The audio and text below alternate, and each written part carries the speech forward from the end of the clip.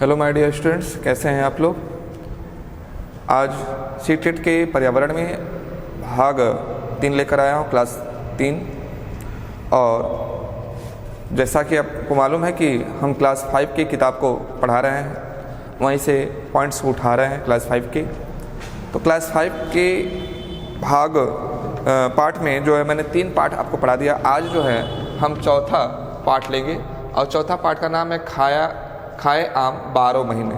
खाए आम 12 महीने में कुछ पॉइंट्स ही इम्पोर्टेंट हैं, ठीक है। उन पॉइंट्स को हम ले लेते हैं। क्या इम्पोर्टेंट है वो देखते हैं कि आम को कैसे जो है 12 महीना ताज़ा करके 12 महीना कैसे खाया जा सकता है। आम को जो है 12 महीना कैसे खाया जाता है। तो आम को जो 12 महीना जो है हम संरक्षित करके खा सकते हैं, जैसे उसका अचार बनाकर, उसकी आम पापड़ी बनाकर, ठीक है, उसकी टॉफ़ी बनाकर, उसकी चटनी बनाकर, उसका रस बनाकर, उसका जूस निकाल के, हाँ, इन सब विधियों द्वारा हम आम को जो है 12 महीना खा सकते हैं, ठीक है। अन्य खाद्य पदार्थों को खराब होने से कैसे बचाया जाता है, ये भी इस चैप्टर में दिया हुआ है। यहाँ से भी प्रश्न आ सकता है। जैसे दूध को एक कटोरे में उबालकर पानी के बर्तन में रख देने से दूध जल्दी खराब नहीं होता। दूसरा, पका हुआ चावल को गीले कपड़े में लपेट कर रखते हैं। तीसरा, हरा धनिया को उबालते हैं, ठीक है। और पांचवा, लहसुन और प्याज को खुले में रखते हैं नमी से बचाकर। इस तरह से अन्य खाद्य पदार्थों को भी बचाया जाता है। और इस चैप्टर में एक चीज़ और है कि यदि ब्रेड पर नमियाँ आ जाती हैं तो ब्रेड खराब होने लगती हैं और उसमें फफूंद पड़ जाती है, ठीक है, फंगस आ जाते हैं। तो ब्रेड को भी जो है वह नमी से बचा कर रखना चाहिए और ताज़ी ब्रेड ही हमेशा खाना चाहिए। तो इस चैप्टर में इतना ही बताया गया है आपको। इस चैप्टर के बाद पाठ 5 आता है। पाठ 5 और पाठ 5 में बहुत इंपॉर्टेंट पॉइंट है, ठीक है। पहले पाठ 5 का हम नाम लिख देते हैं, बीज।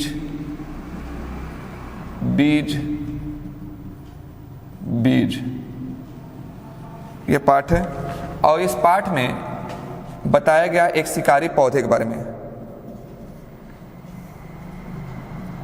शिकारी पौधा, और वो शिकारी पौधा जो है नेप्थनीज है,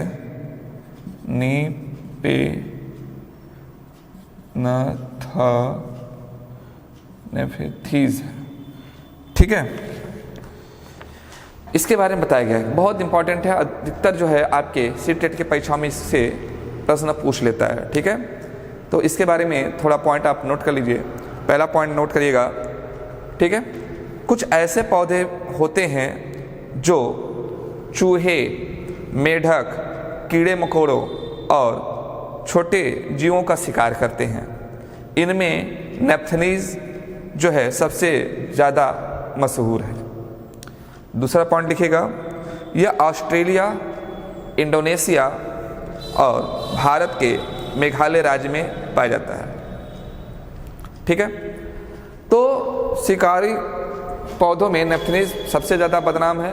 यह कीड़े मकोड़ों को अपने जो है घड़े जैसे आकार ये होता है, देखिए ये पौधा, ठीक है, ये पौधा इस हिसाब से ये पेड़ से लगा हुआ है और ये ऐसे घड़े जैसा बना रहता है। इसके ऊपर एक पत्ते का ढक्कन भी रहता है। जब कोई कीड़ा मकोड़ा इसके अंदर आ जाता है, जैसे ही इसके ऊपर कुछ बैठता है तो ये क्या होता है, तुरंत बंद हो जाता है।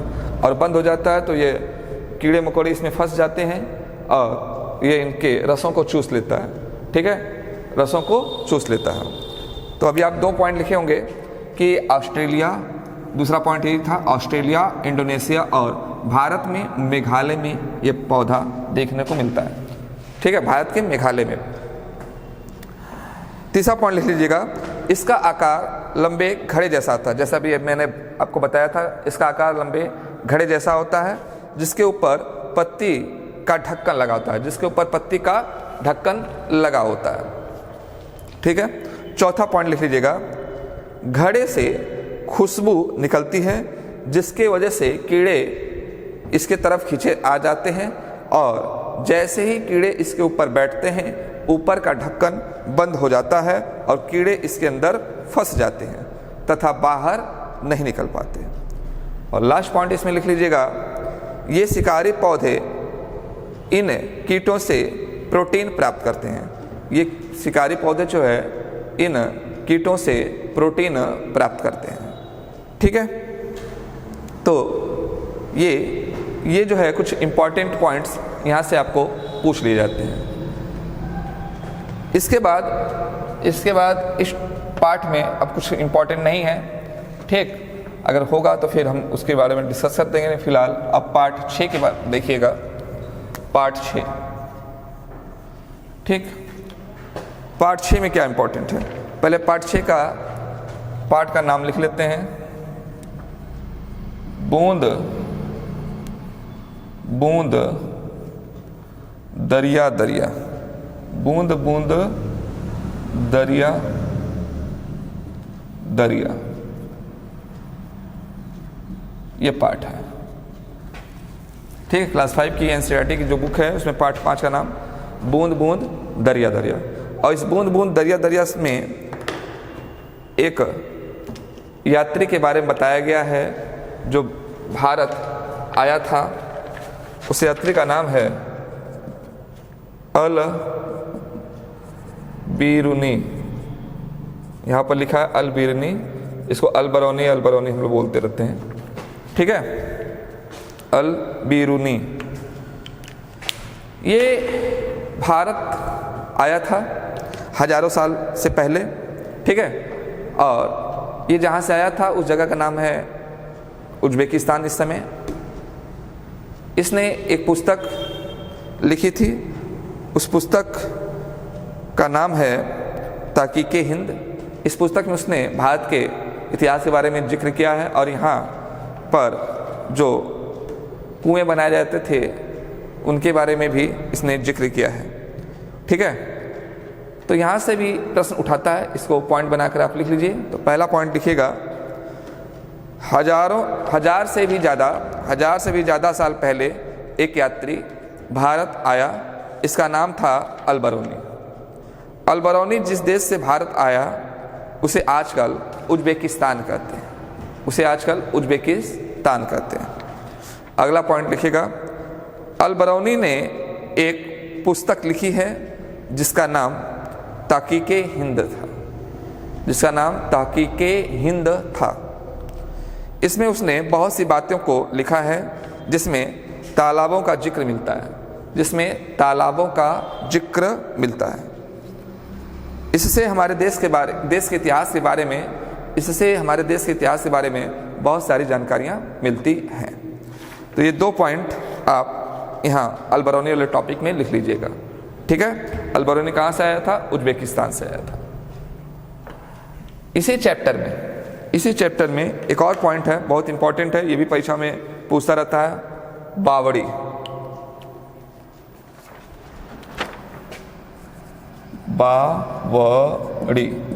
बावड़ी, ये बावड़ी क्या है?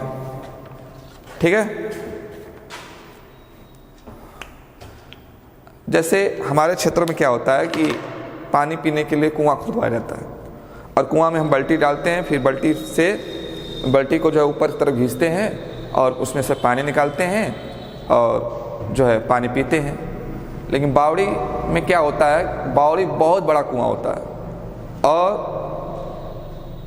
इसमें बाल्टी नहीं डाली जाती है, इसमें सीढ़ी लगी होती है। उन सीढ़ियों के माध्यम से व्यक्ति इस कुएं के अंदर चला जाता है और पानी पीकर बाहर आता है। ये होती है बावड़ी। ठीक है, ये होती है बावड़ी, ये राजस्थान में आपको देखने को मिलती है।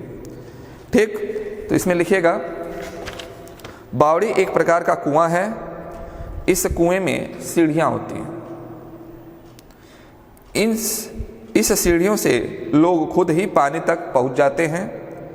इसलिए इसे सीढ़ीदार कुआं भी कहते हैं। राजस्थान के राजा महाराजा यात्रियों के लिए आने जाने के लिए ये इन बावड़ियों का निर्माण कराया करते थे। तो राजा महाराजा जो राजस्थान के थे इन बावड़ियों का निर्माण करवाया करते थे। ठीक, अच्छा, अब इस चैप्टर में ये 2 पॉइंट बहुत इंपॉर्टेंट थे। अब अगला चैप्टर 7, ठीक है, चैप्टर 7 पार्ट 7।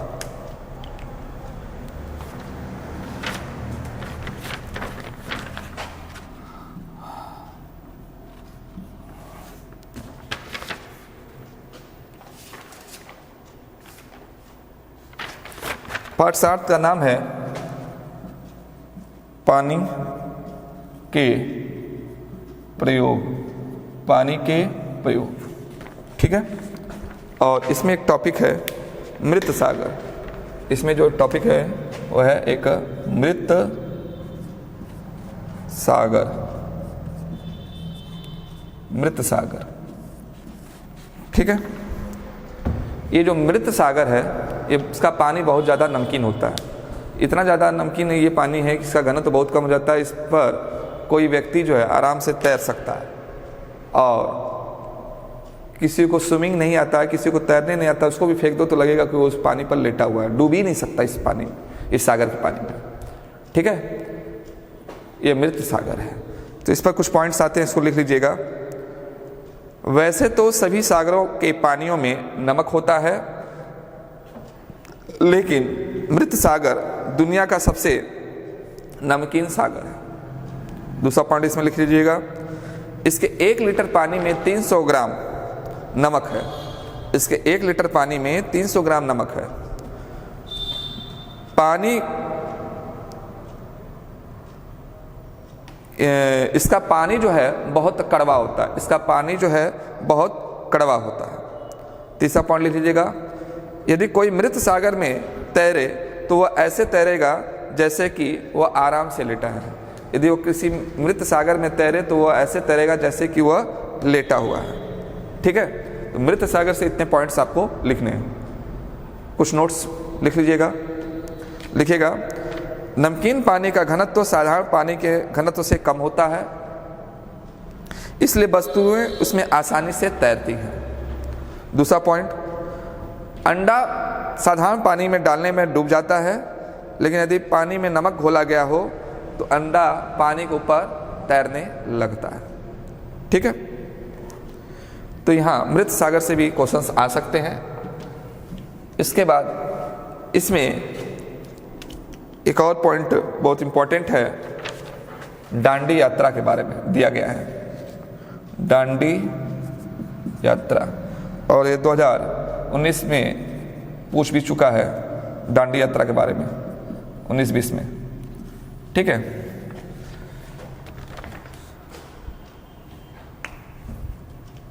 गांधी जी ने दांडी यात्रा चालू की थी, आप लोगों को मालूम है। और सन 1930 में 6 अप्रैल 1930 में दांडी यात्रा जो है वो समाप्त हुई थी। चालू हुई थी 12 मार्च 6 अप्रैल, हाँ 6 अप्रैल में ये समाप्त हुई थी, ठीक है। तो इसके बारे में कुछ पॉइंट्स, कुछ नोट्स हैं, उनको आप लोग लिख लीजिए। लिखिएगा, यह घटना 1930 की है। यह घटना 1930 की है, जब भारत पर अंग्रेजों का राज था। अंग्रेजों ने आम लोगों के लिए नमक बनाने से रोक दिया था। आम लोगों को जो है नमक बनाने से रोक दिया था। आम लोग जो है अपने घर के इस्तेमाल में होने वाले नमक को भी नहीं बना सकते थे। उन्हें किसी प्रकार के नमक को बाजार से खरीदना पड़ता था और इस नमक पर टैक्स बहुत ज़्यादा था, अतः उन्हें अधिक कीमत चुकानी पड़ती थी। इस कानून को लेकर लोगों के मन में आक्रोश था और इससे लोग बहुत ज़्यादा नाराज थे। दूसरा पॉइंट लिख लीजिएगा। 12 मार्च 1930 को गांधी जी ने अपने 79 यानी 79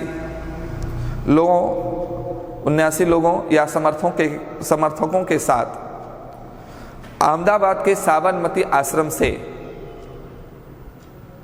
385 किलोमीटर की यात्रा तय करके 6 अप्रैल 1930 को डांडी पहुंचकर नमक बनाते हैं और इस तरह से वे नमक कानून तोड़ देते हैं। इसके बाद सविनय अवज्ञा आंदोलन प्रारंभ होता है। ठीक है, तो पार्ट 7 से ये डांडी यात्रा के बारे में था जो गांधी जी ने किया था। 385 किलोमीटर की यात्रा इन्होंने की थी अपने 79 यानी 79 समर्थकों के साथ। 12 मार्च 1930 को इन्होंने यात्रा प्रारंभ की और 6 अप्रैल 1930 को यह यात्रा समाप्त हुई थी। तो आज के वीडियो में पार्ट 7 तक है। यहाँ तक जितने भी इंपॉर्टेंट क्वेश्चन बन सकते थे मैंने आपके लिए लिए हैं। ठीक है, अगर वीडियो आपको अच्छा लग रहा हो अपने यूपी टेट के ग्रुप में, सी टेट के ग्रुप में, टेट ग्रुप में इसको ज़्यादा शेयर करिए। अगर आप चैनल पर नए हैं तो चैनल को सब्सक्राइब करिए। आने वाले वीडियो आपको मिलते रहेंगे। आप ऑल बटन का ऑल जो है दबा दीजिएगा। ठीक है, घंटी का जो है ऑल वाला दबाइएगा ताकि सभी जो है वीडियो आपको मिलते रहे टाइम से। और वीडियो कुछ ना कुछ ज़रूर आते रहेंगे। आप जो है हमारे यूट्यूब चैनल को देखते रहें और अगर हमारे ऐप पर हैं तो ऐप पर भी पढ़ते रहें। ठीक है, तो मिलते हैं अगले वीडियो में। तब तक के लिए नमस्कार। और जो है अपने घर में स्वस्थ रहें, मास्क लगा कर रहें और दूरी बना कर रहें। ये मौसम जो है कोरोना वाला ये जल्दी टल जाने वाला है। फिर हम लोग आकर मिल सकते हैं। Thank you.